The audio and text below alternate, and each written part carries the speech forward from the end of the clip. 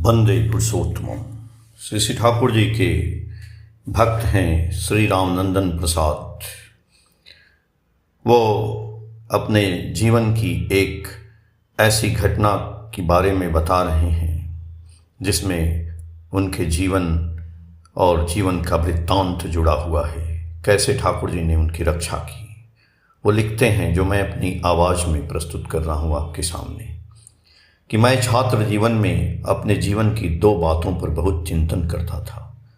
पहली बात यह सोचता था कि पढ़ लिख कर यदि शिक्षित भी हो जाऊं तो आज के युग में किसी जगह क्या मैं अपने आप को उसके उपयोगी बना सकूंगा।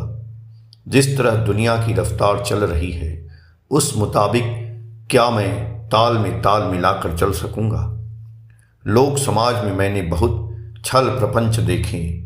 जो जितना प्रपंची है वह भौतिक दृष्टि में वह उतना उन्नत है।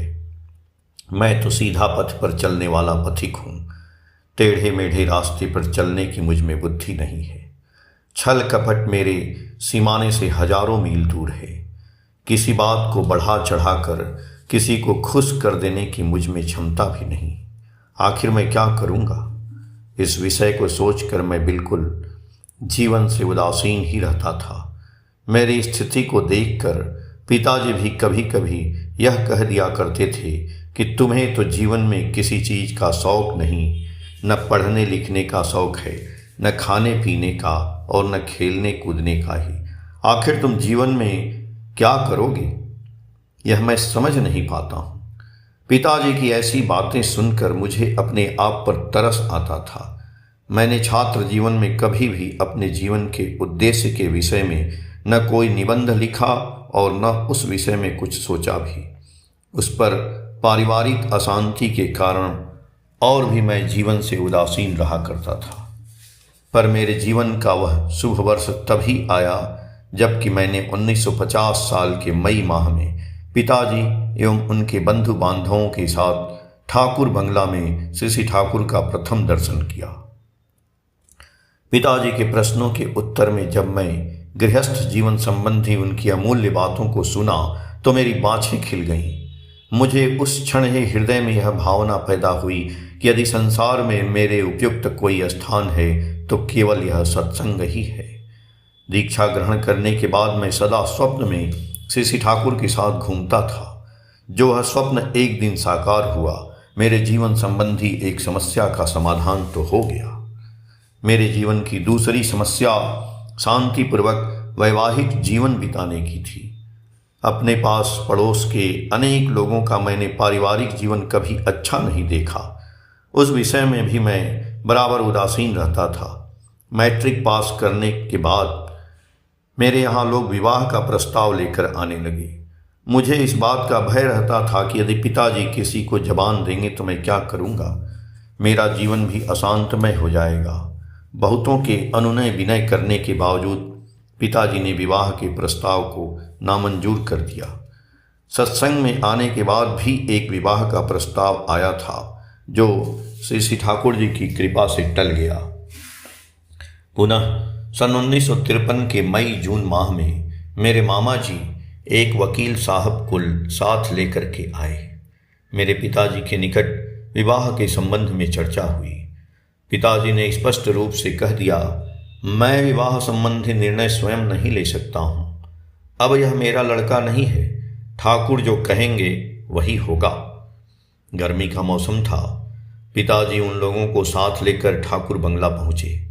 श्री श्री ठाकुर उस समय यति आश्रम के बरामदे पर बैठे थे। उनके आसपास यतिवृंद और स्थानीय ऋत्विकगण दोनों ओर से बैठे थे। पिताजी उन्हें लेकर श्री श्री ठाकुर के निकट पहुँचे। उन्होंने वकील साहब का परिचय देकर उनके सामने मेरे विवाह संबंधी चर्चा की। मैं यति आश्रम के घेरा के बाहर खड़ा होकर यह देख रहा था कि ठाकुर क्या कहते हैं। मैं दूर से ही श्री श्री ठाकुर की भाव भंगिमा का अवलोकन कर रहा था। जिस समय प्रस्ताव रखा गया उस समय मैं श्री श्री ठाकुर और वकील साहब की भाव भंगिमा को ध्यानपूर्वक देखता रहा। विवाह की बातें सुनते ही श्री श्री ठाकुर ने वकील साहब की ओर तीक्ष्ण दृष्टि डाली।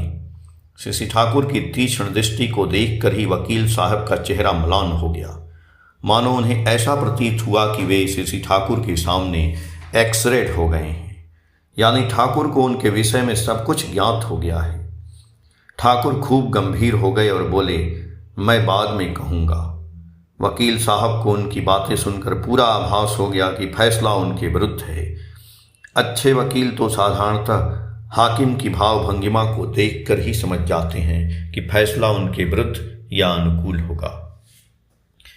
मेरे मामा ने माँ से कहा, वकील साहब को की अच्छी आमदनी है, जितना मांगोगे उतना देने को वह तैयार है। मेरी माँ ने उत्तर में कहा, यहाँ मेरा कुछ चलने वाला नहीं है, जो कुछ करेंगे वह ठाकुर ही करेंगे।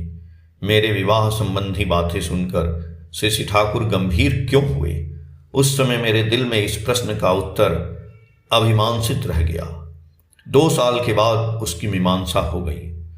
ठाकुर कैसे अंतर्यामी एवं दृष्टा पुरुष हैं, इसका साक्षात दृष्टांत मुझे मिल गया। ऐसा भी एक मानव हो सकता है जो भूत, वर्तमान, भविष्य भी देख सकता है। मुझे उस वकील साहब के परिवार के विषय में बहुत कुछ पता तब चला जब मैं मामा के यहाँ गया था। जिस लड़की से मेरा विवाह होने वाला था उसकी शादी कहाँ हुई, इस विषय की भी जानकारी हुई। उस लड़की की पति के साथ पटरी नहीं खाती है, यह भी कुछ स्रोतों से पता चला। वकील साहब के परिवार में कितनी अशांति है, इन सारे विषयों की जब जानकारी मिली तो मैं हतंभ हो गया।